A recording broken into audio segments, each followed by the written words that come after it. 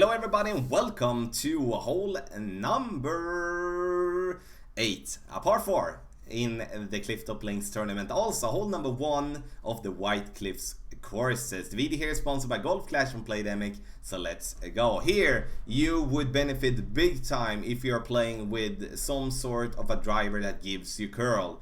In this case, when we do have a little bit of headwind, I would suggest to play with a lower level Apocalypse. If we would be having a straight tailwind or tailwind in some form, I would say you would be good with a quarterback having at least a quarterback in level 9. So in the end, curl is very important here, as if we can get down there to the right, it's going to give us such a much easier time to approach the pin than if we would be going straight forward having to rough bump with a 40% elevation.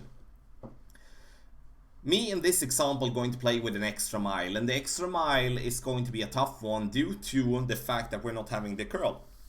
We're having a little bit of curl, but we do want to use way more curl than we can use, and that's going to be tough. You can see we're aiming directly into the sand there, which is not going to be a good starting point, but that's the best that we can do.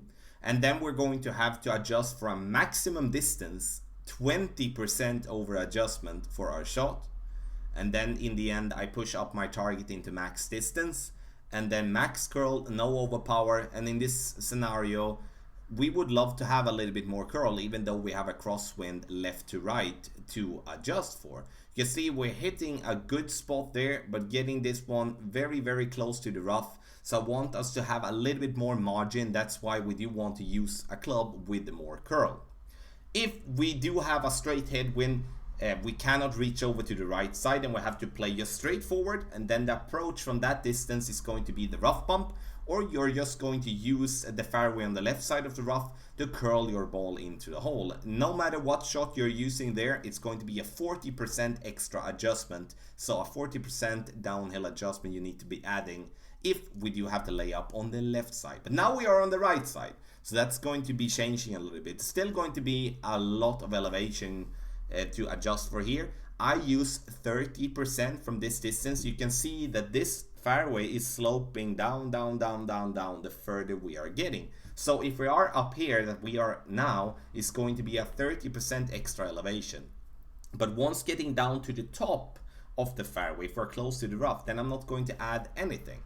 So there is definitely a big change when it comes to the elevation change when it comes to that. So now you can see I'm in max distance now. I don't know really why I'm trying to dunk from this position. Very tough shot to try to manage, but I guess I was just trying to have some fun. I would more go with a thorn or a hornet to just adjust and adjust there towards the pin.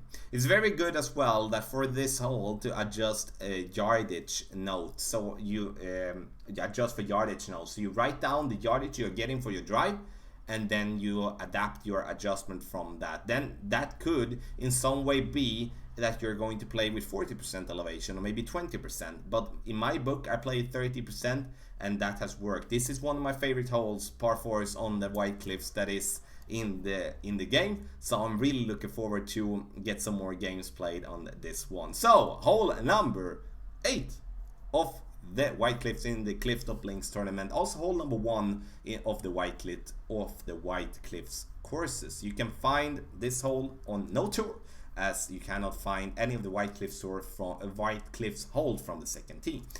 Sign up on Patreon to get the text guides, link in the video description down below. Video sponsored by Golf Clash and Playdemic. Good luck in the tournament.